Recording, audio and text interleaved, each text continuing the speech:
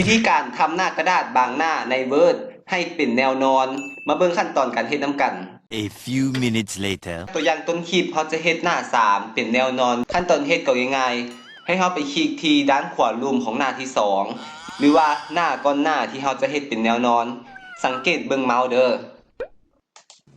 เสร็จแล้วให้มากดที่หัวข้อ Layout จากนั้นให้เลือกหัวข้อ Breaks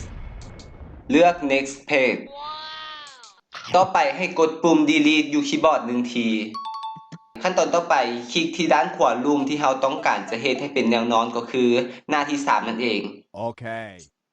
เฮ็ดคือขั้นตอนเมื่อกี้เลยเข้ามาส่วนของ Layout จากนั้นกด Breaks Next Page และกด Delete อยู่คีย์บอร์ด1ทีขั้นตอนสุดท้ายให้เรามาคลิกอยู่ที่หน้าที่3กดเลือกในส่วน Orientation การวางแนวบนนี้เลยจากนั้นกดเลือกแนวนอน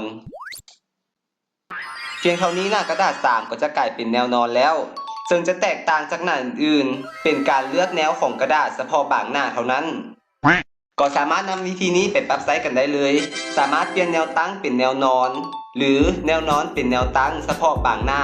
ก็เฮ็ดได้หมดเลยและพบกันใหม่ในคลิปวิดีโอหน้าสบายดี